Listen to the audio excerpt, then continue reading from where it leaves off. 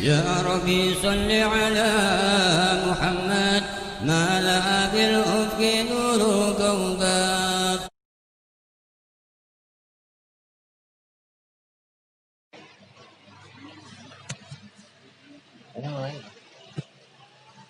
Bismillahirrahmanirrahim. Al-Fatihah ila ruhi sayyidina habibina syafi'ina rasulillah sayyidina Muhammadin abdillah sallallahu alaihi wa ala alihi wa sahbihi wa sahbihi wa juriyatana wa ya'adil al-jani bil jannah wa yanfa'una bi asrarihim wa anwarihim wa ahlumihim wa nafahatihim wa barakatihim bi dini wa dunya wal akhirah wa ja'aluna min hizbihim ويرزقنا محبتهم ويتوفنا على ملتهم ويهدنا بزمرتهم بالعافية وسلامة لهم الفاتحة.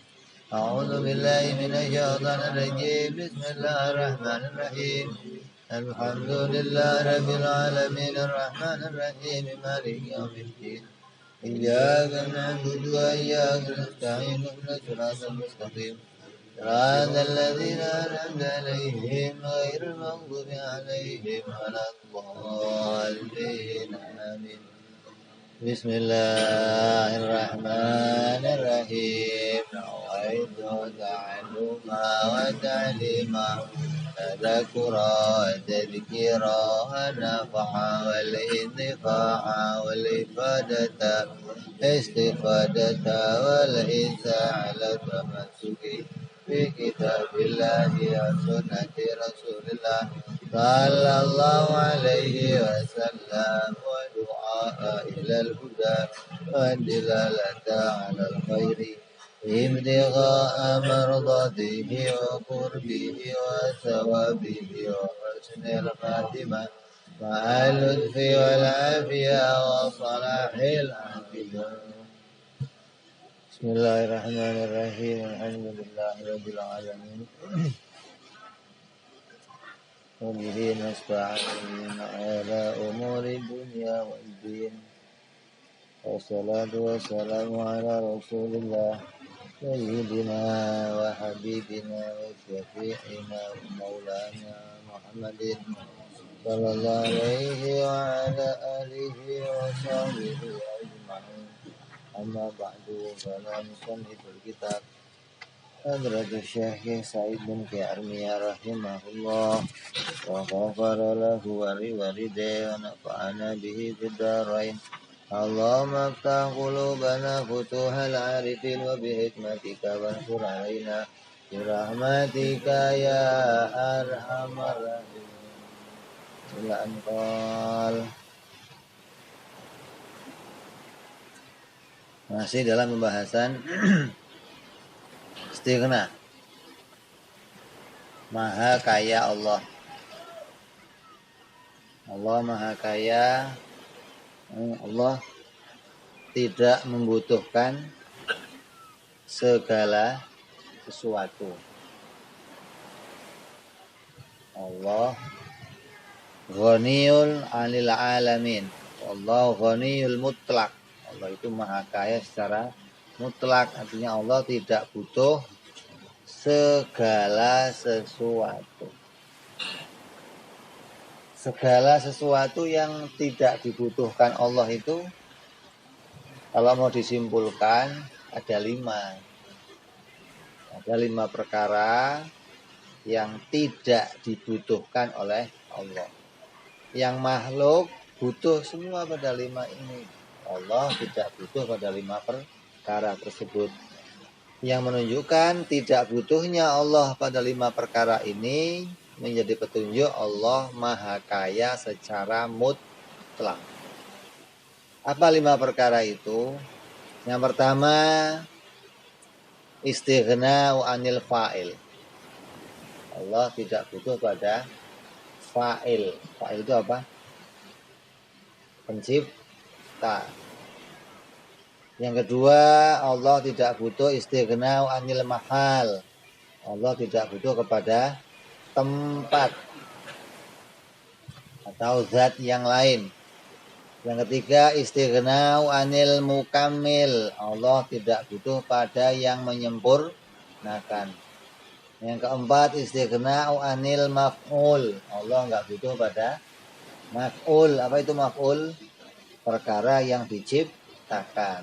Yang kelima, istighna'u anil wasitoh. Allah tidak butuh perantara.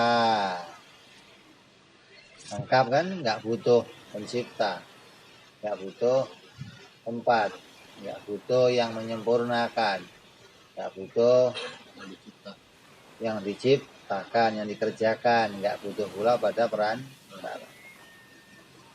Sempurna.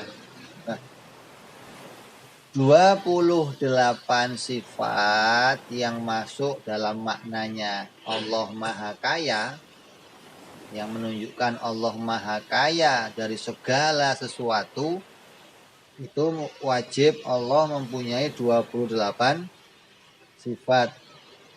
28 sifat itu kalau mau kita ringkas, masuk dalam 5 perkara.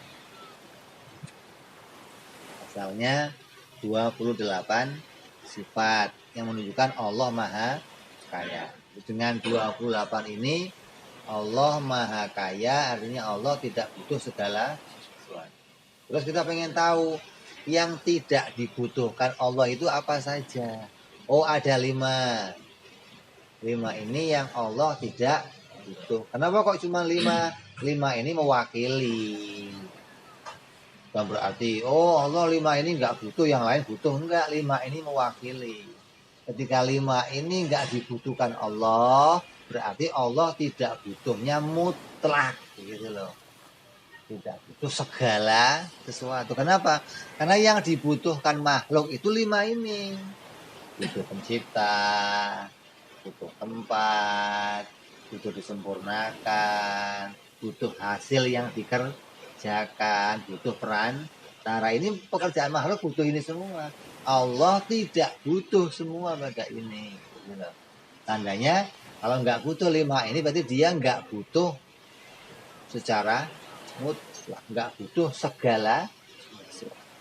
Nah, dari 28 itu nanti masuk dalam 5 ini.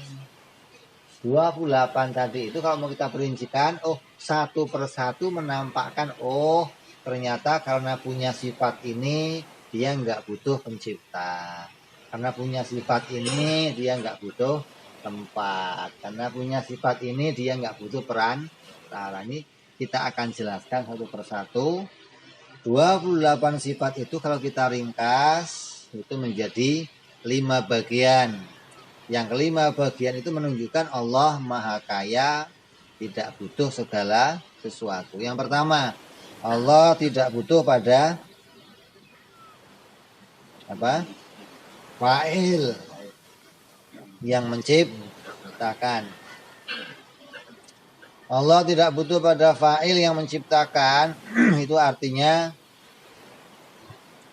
pada dirinya Allah itu terdapat 4 sifat. Yang pertama wajib wujud, wajib qidam, wajib baqa, wajib mukhalafah lil hawadis. Ditambah satu lagi wajib qiyamuhu ta'ala binafsihi. Ini kalau mau kita jadikan satu, maka bisa juga dipisahkan. Kalau di sini kan ada 4,5, karena maknanya qiyamu binafsi itu 2 makna. Separuh masuk makna istighna anil fa'il, separuh makna masuk istighna anil mahal. Kita ambil satu bagian saja. Allah tidak butuh pada pencipta. Karena pada dirinya Allah ada sifat pertama wajib wujud. Ya kan? Karena dia wajib wujud pasti nggak butuh pencipta. Yang butuh pencipta siapa? Yang jaiz wujud. Kalau wajib wujud nggak butuh pencipta. Kalau yang butuh jaiz wujudnya. Jadi semua yang wujudnya jaiz pasti dia butuh diciptakan. Kalau wujudnya wajib tidak butuh diciptakan. Nah yang wujudnya wajib cuman Allah, yang lainnya Allah nggak ada yang wujudnya wajib.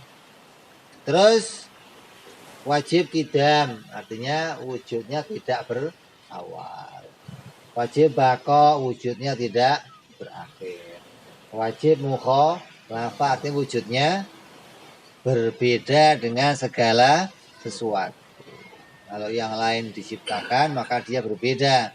Maka 4 sifat ini menunjukkan Allah tidak butuh kepada pencipta. Bagaimana mau butuh pencipta? Wong dia wajibul wujud, wajib kidam, wajib bako, wajib mukhalafah. Maka dia nggak butuh diciptakan.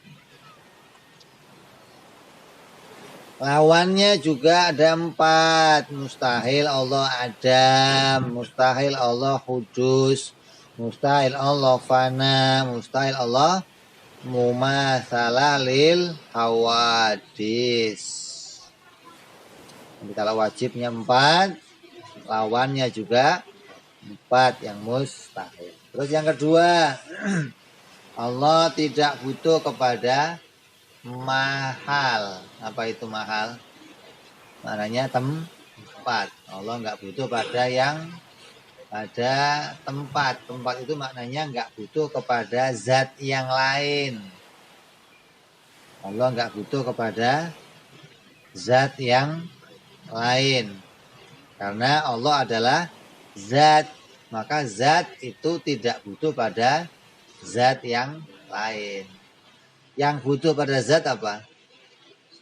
Sifat. Karena selainnya zat namanya sifat.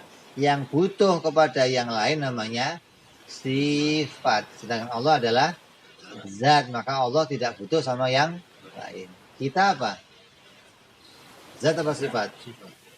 Kita apa?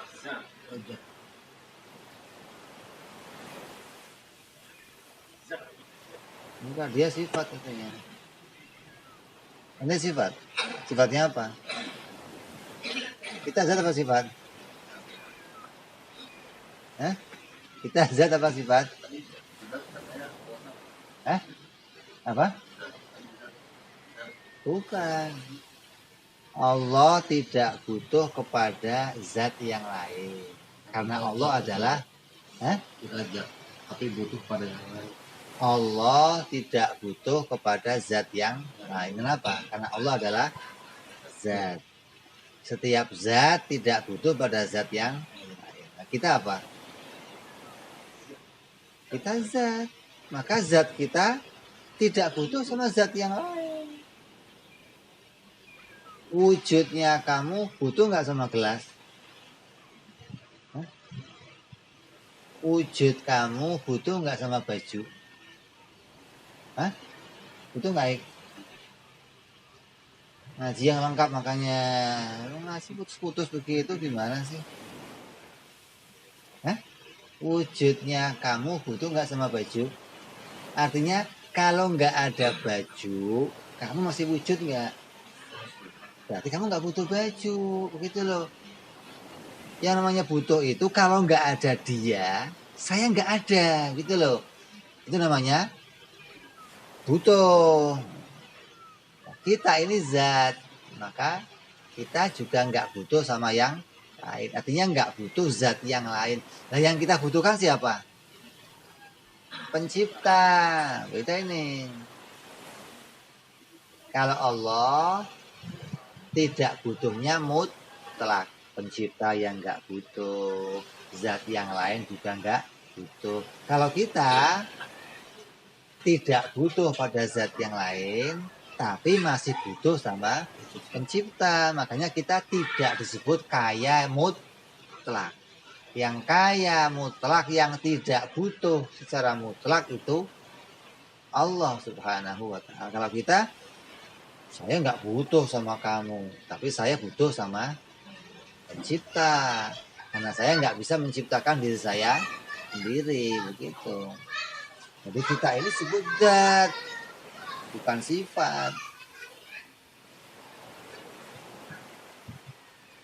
Yang menunjukkan Allah itu istighna anil mahal, Allah tidak butuh kepada zat yang lain. Kenapa? Karena Allah punya sifat qiyamuhu ta'ala binafsihi. Allah berdiri pada zatnya Allah qiyamuhu binafsihi. Kita juga qiyamuhu binafsihi. Tapi bedanya apa? Bedanya qiyamu binafsi yang menjadi sifatnya Allah punya dua makna. Tidak butuh kepada zat yang lain dan tidak butuh diciptakan. Kalau kita tidak butuh zat yang lain tapi butuh diciptakan. Terus yang ketiga,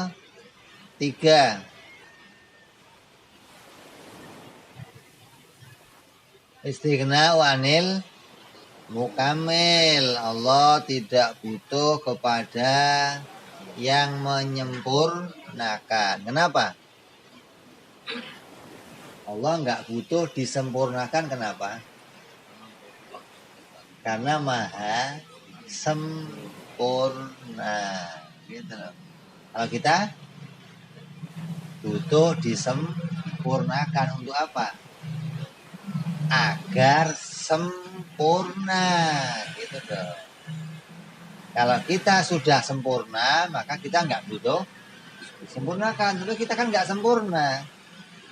Wujud saja diwujudkan. Butuh dikasih penglihatan, butuh dikasih pendengaran, butuh dikasih apa? Ganteng, butuh dikasih pulus, apa lagi? Butuh dikasih anak, butuh dikasih apa? Namanya apa? Tidak sempurna. Makanya butuh disempurnakan. Nah, Allah maha sempurna. Apa yang menunjukkan Allah maha sempurna? Yang menunjukkan Allah maha sempurna, sifat Allah wajib sama, wajib basar, wajib kalam. Sifat wajib bicara itu sifat sempurna. Mendengar sifat sempurna. Terus melihat sifat sempurna. Kenapa?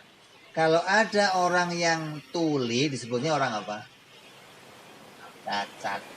Berarti nggak sempurna. Kalau ada orang buta disebut cacat.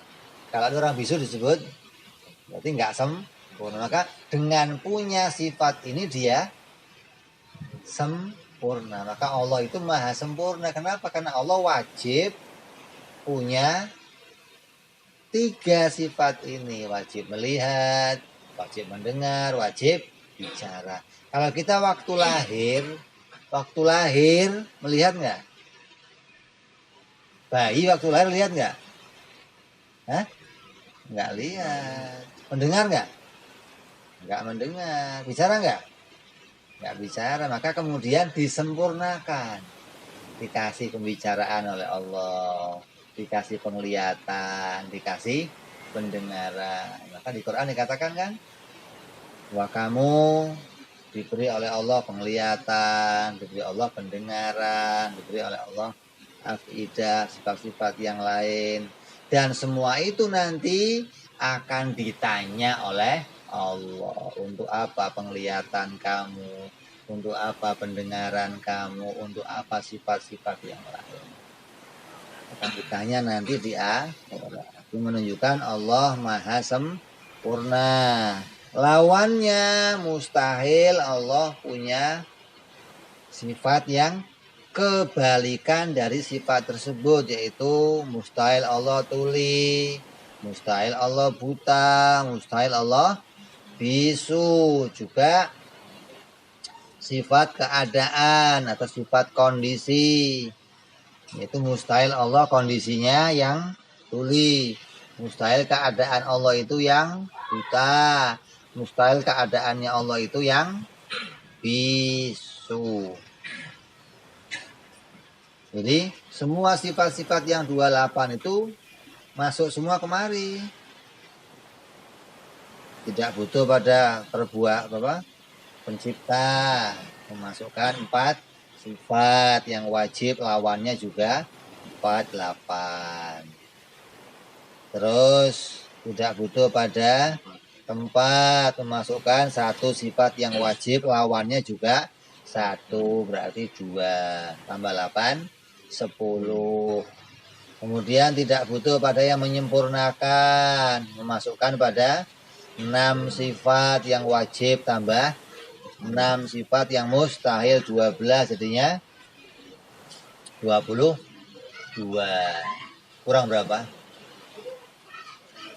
Kurang 6.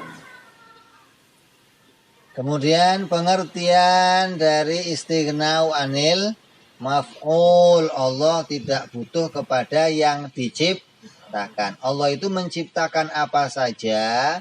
Allah tidak butuh sama yang diciptakannya. Tidak butuh Allah kepada yang diciptakan. Itu bagi Allah mempunyai 2 sifat yang jais. Yang pertama, la yajibu alaihi ta'ala fi'lu syai'in wala tarkuhu. Yang menunjukkan Allah tidak wajib, Allah tidak butuh pada segala sesuatu yang diciptakan apa? Allah tidak harus menciptakannya. Allah bikin kita itu nggak wajib. Allah bikin kita nggak wajib, makanya Allah nggak butuh kita. Kalau ada sesuatu yang kita itu harus mengerjakannya, maka kita butuh pada sesuatu itu. Contoh, kamu harus napas nggak? Kenapa?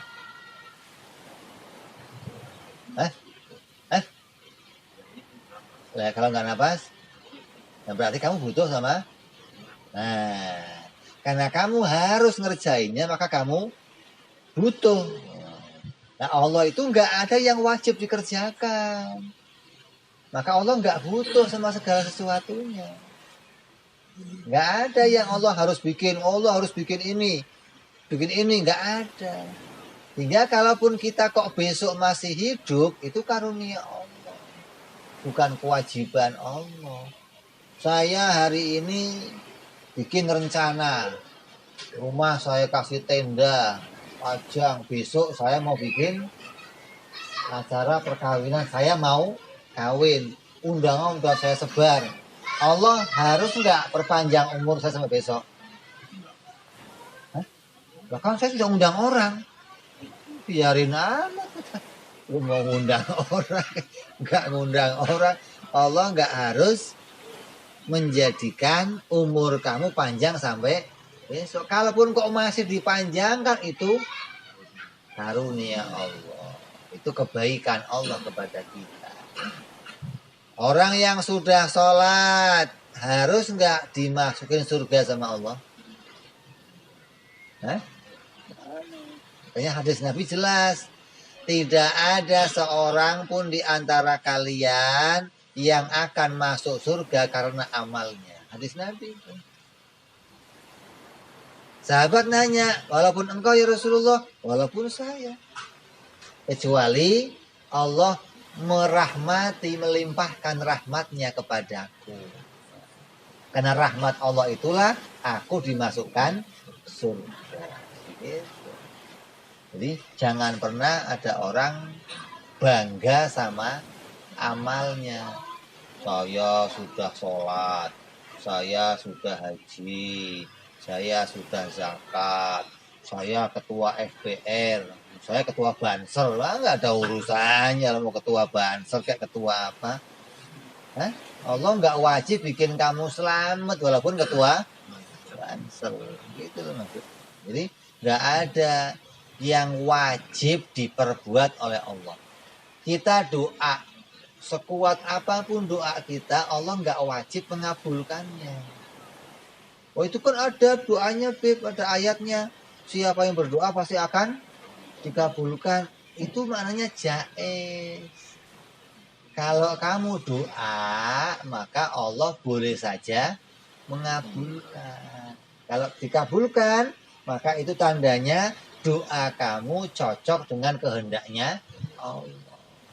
Kalau kamu doa tapi nggak dikabulkan, berarti doa kamu nggak cocok sama kehendaknya Allah. Jadi Allah itu bukan mengabulkan kamu, tapi menjadikan sesuai kehendaknya kebetulan cocok sama kehendak kamu. Kayak kamu terkabul. Kadang ada orang kepedean, gua udah wirid seminggu, doa gua langsung cespleng. Mana ada doa cespleng begitu? Hah? Jadi kadang ada orang kepedean gara-gara dapat wirid dari gurunya, baca sekian hari pakai puasa segala, doanya enggak apa. Kalaupun terkabul itu karena cocok sama kehendaknya Allah. Lah kalau Allah kok butuh, Allah itu butuh sama yang diciptakan bagaimana? Berarti dia nggak maha kaya. Kalau Allah itu harus menjadikan sesuatu, berarti dia butuh sama yang diciptakan. Allah harus bikin matahari untuk membuat terang, nggak harus. Matahari dunia sama sinarnya akhirat nanti, terangan sinar akhirat. Matahari dunia kalau terang, siang nih, siang terang benderang. Kamu masuk ke rumah, tutup jendela, tutup pintu, gelap nggak? Masih gelap, berarti kurang terang matahari. Gitu loh. Matahari terang benderang, kamu masuk goa ke dalam, gelap nggak? Berarti kurang terang matahari. Nanti di akhirat nggak ada tempat gelap, nggak ada. Biar kerong-rong itu terang semua, nggak ada tempat gelap. Gimana apa? Hah? Gelap aja nggak ada kok malam, gimana sih? Malam buat apa di sana? Enggak buat apa? Tidur. Lu nyesel masuk surga tidur, ya Allah, dasar doyan tidur. Di surga juga mau tidur, ngapain surga tidur? Di surga seneng-seneng. Iya dong. Udah ditunggu lama-lama mau tidur di sono. Ngapain, sama aja orang udah bawa tas rangsel mau liburan sampai sono. Lu ngapain liburan sampai sini tidur? Goes. Itu. Yang ambil tidur goesnya.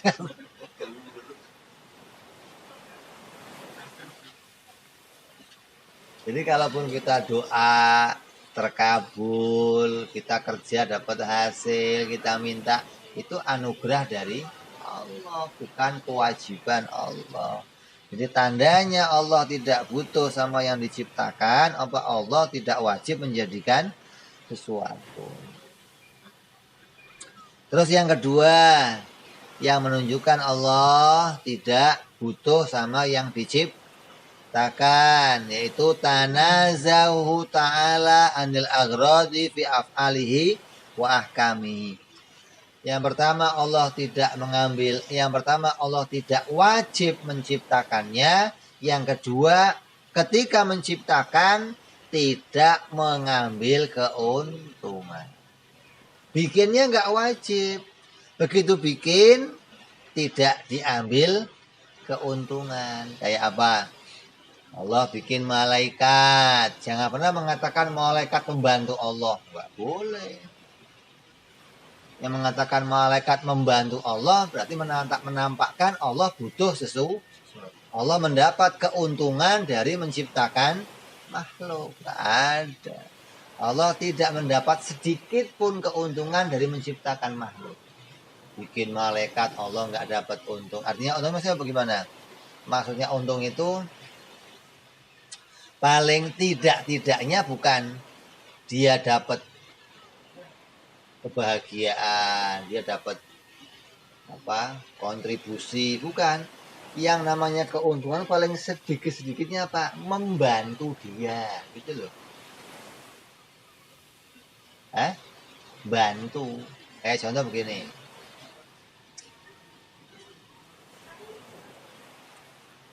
Kayak contoh membantu. Kamu keluar rumah pakai sendal. Walaupun nggak pakai sendal, kamu bisa jalan keluar. Tapi pakai sendal itu membantu kamu apa?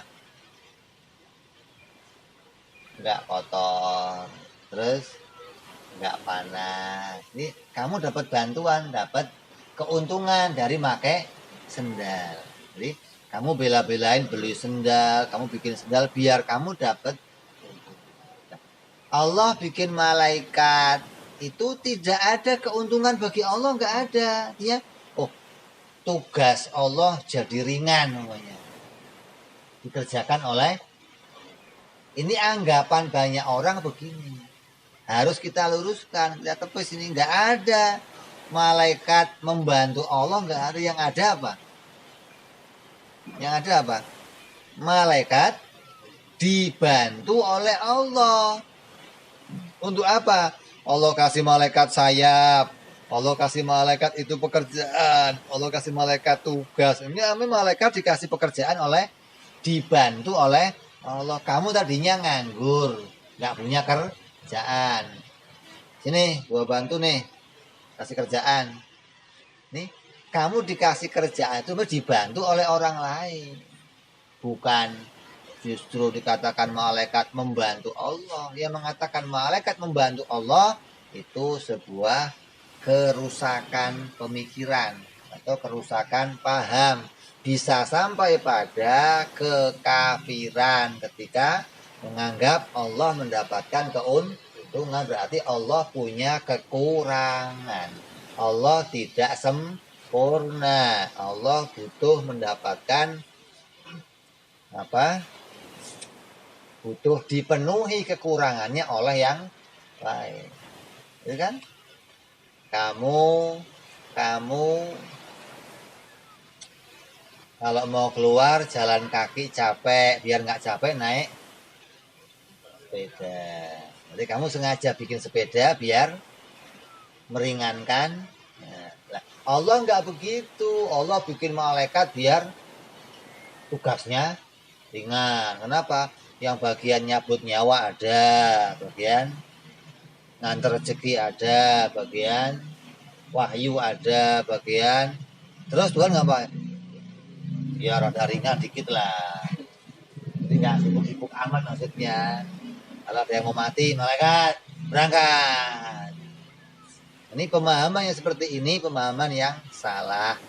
Jadi malaikat itu hamba yang ditolong oleh Allah dan diberikan kemuliaan oleh Allah untuk menjadi hamba-hamba pilihannya Allah. Bukan malaikat menolong Allah, bukan.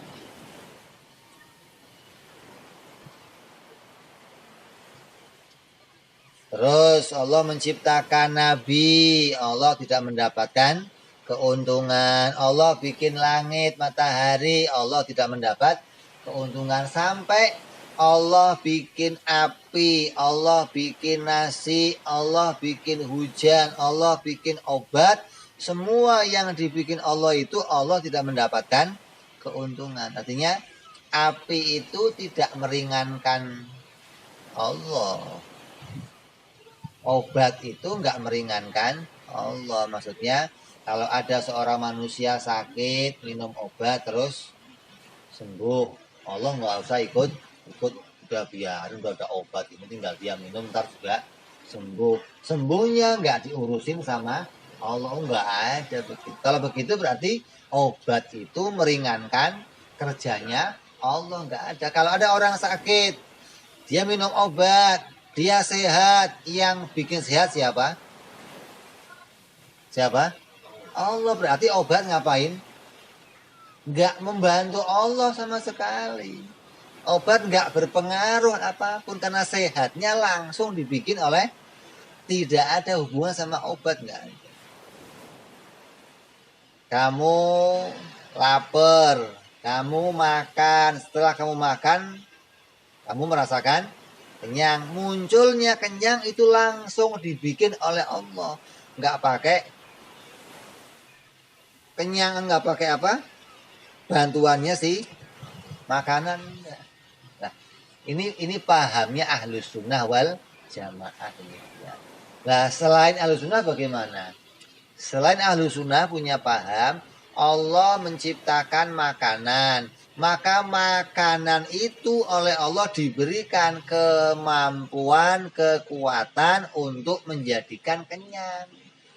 Maka ketika manusia makan, mereka pada kenyang, Allah sudah nggak ikut campur lagi. Kenapa?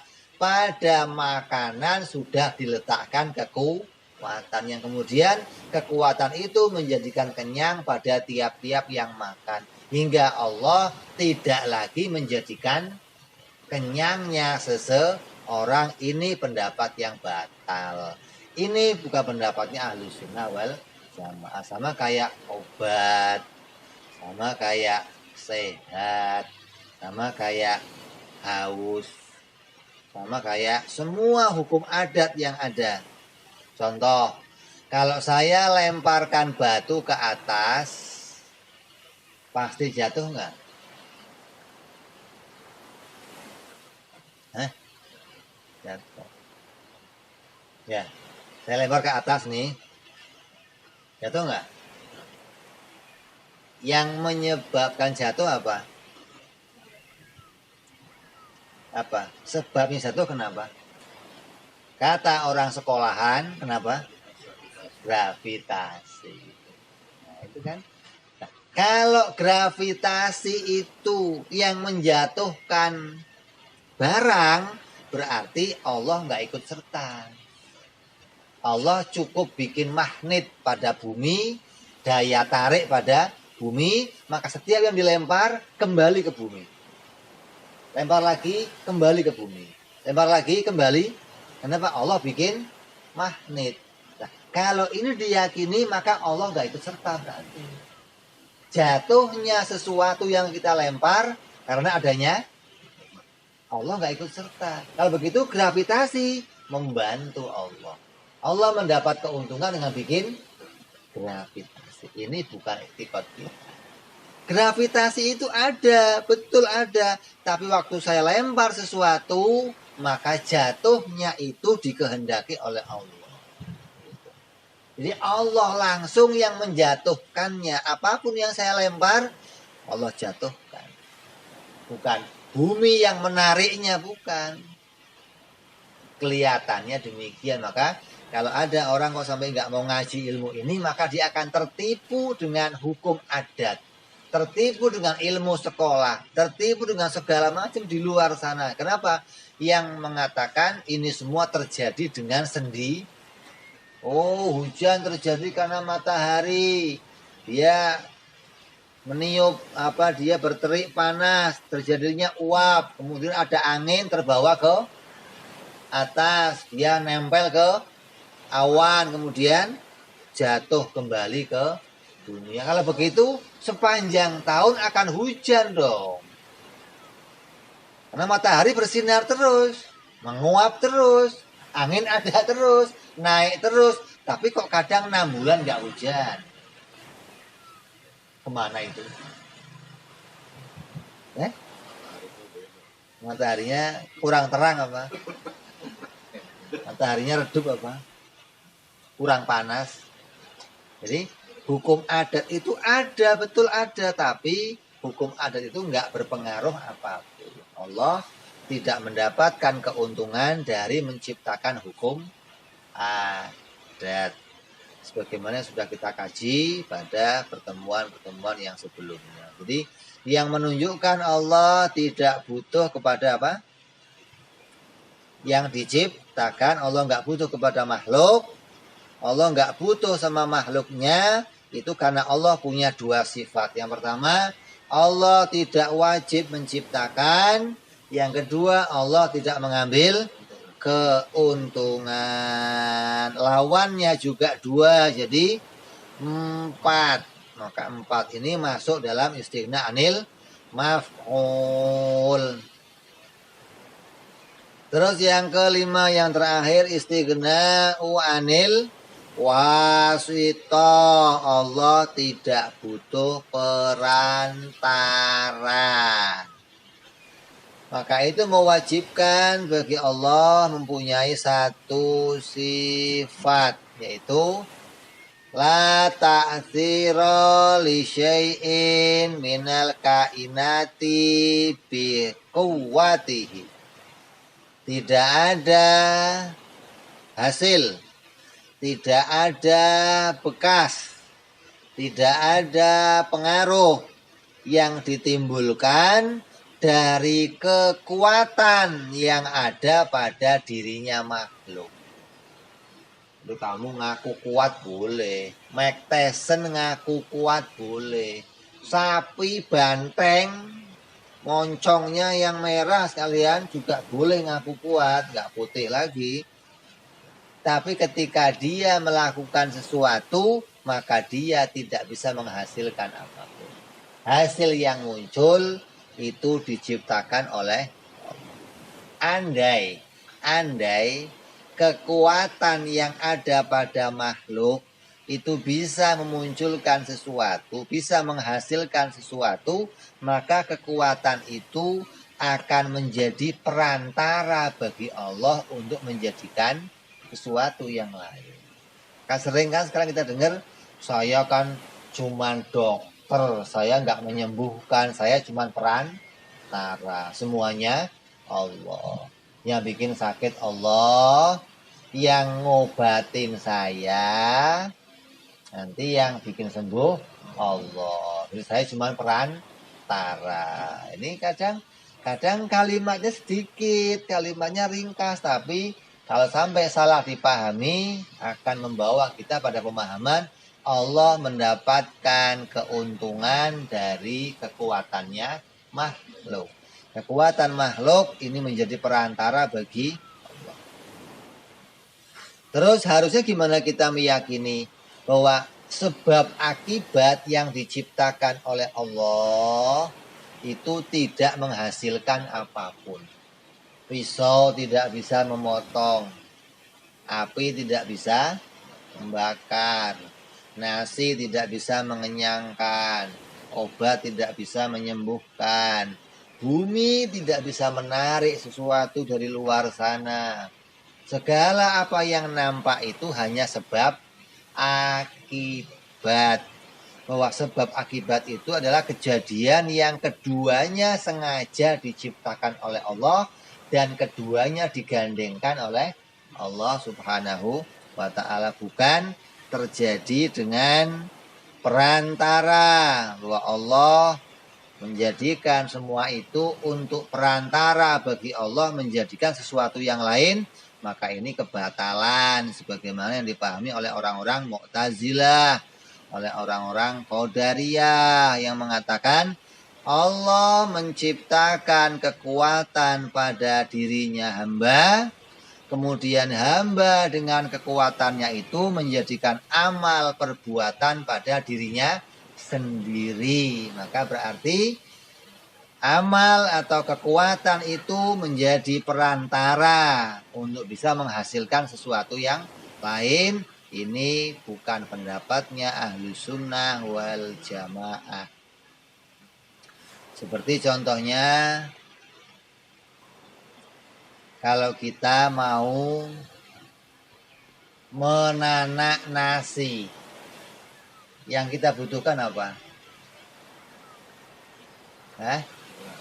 Beras, apa lagi?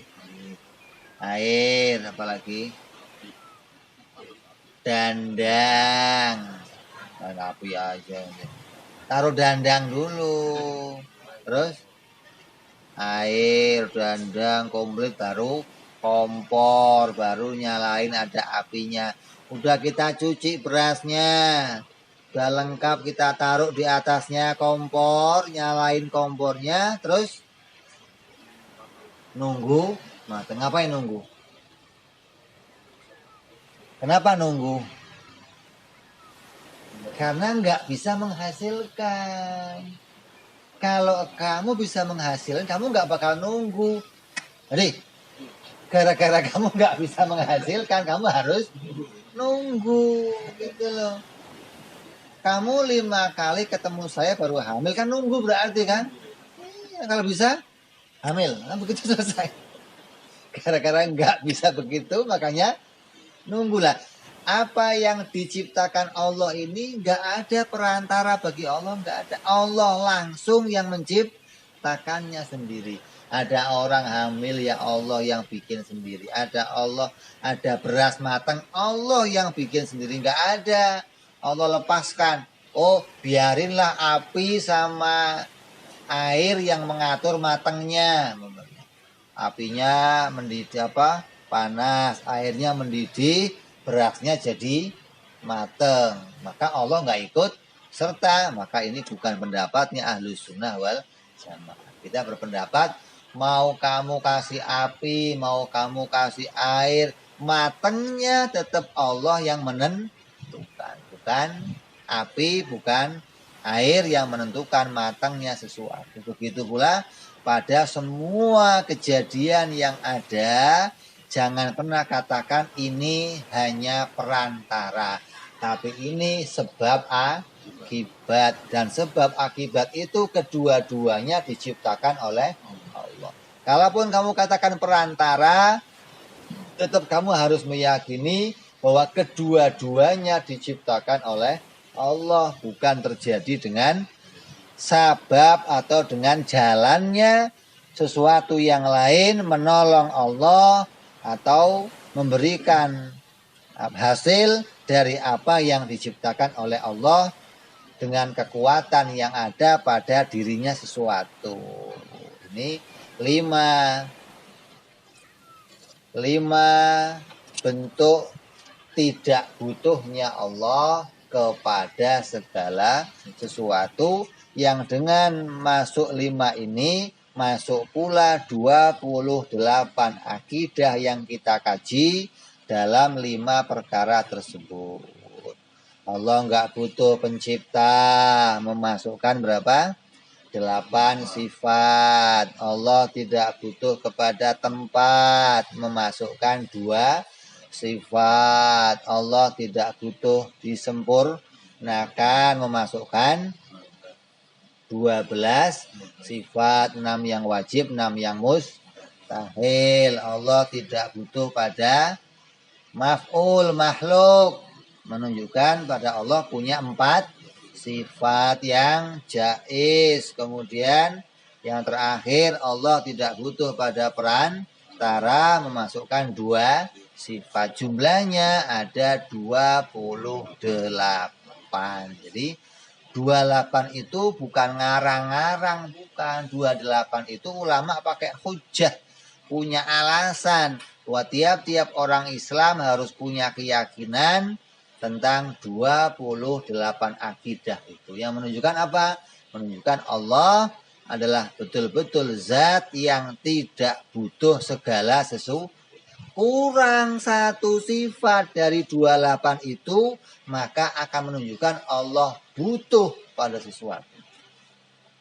Kurang 1 saja 28 itu, maka nampak Allah butuh pada sesuatu. Maka 28 ini menampakkan bagi kita bahwa Allah betul-betul maha kaya secara mutlak, tidak butuh pada segala sesuatu. InsyaAllah kita sambung yang akan datang, bicara lagi tentang makna yang berikutnya, yaitu iftikor. Setelah kita bicara Allah tidak butuh segala sesuatu, berikutnya bicara segala sesuatu butuh kepada Allah. Semuanya, tidak ada yang tertinggal, nggak ada satupun yang ngeyel, nggak ada.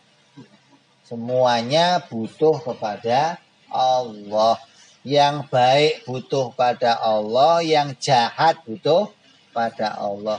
Yang ditembak butuh sama Allah, yang nembak ya butuh sama Allah. Semuanya butuh sama Allah. Tidak ada yang bisa keluar dari butuhnya kepada Allah Subhanahu wa ta'ala. Maka insyaAllah kita akan sambung ini pada pertemuan yang akan datang. Mudah-mudahan Allah panjangkan usia kita, Allah sehatkan badan kita, Allah kumpulkan kita kembali di tempat yang mulia. Allah jadikan kita punya paham yang benar sebagaimana pahamnya para ulama, pahamnya para wali-walinya Allah, pahamnya para nabi-nabinya Allah, hingga paham. Ini membawa kita selamat dunia sampai di akhirat. Amin ya rabbal alamin. Bijahi Nabi Muhammad sallallahu alaihi wasallam. Lahumul Fatihah. A'udzu billahi minasyaitonir rajim. Bismillahirrahmanirrahim. Alhamdulillahi rabbil alamin arrahmanir rahim maliki yaumiddin. Iyyaka na'budu wa iyyaka nasta'in. Ihdinas siratal mustaqim. Siratal ladzina an'amta 'alaihim ghairil maghdubi 'alaihim waladdallin. Amin. Ya Rabbana i'tarafna bi annana iktarafna وأننا أسرفنا على لظى أشرفنا فتوب علينا توبة تغسل كل أوبة واستر لنا عوراتي وأمن رواتي واغفر لوالدينا ربي ومولودينا والأهل والإخوان وسائر الهلان وكل ذي محبة أو شيرة أو صحبة والمسلمين أجمعين ربي وجودا من نال باكتساب منا بالمصطفى رسولنا الله بكل سهل صلى وسلم ربي عليه عند الحب وآله وصحبه عدد قاصي صحبي والحمد لله في البدء والتناهي سبحان ربك رب العزة عما يصفون سلام على المرسلين والحمد لله رب العالمين. Assalamualaikum warahmatullahi wabarakatuh. Ada pertanyaan juga?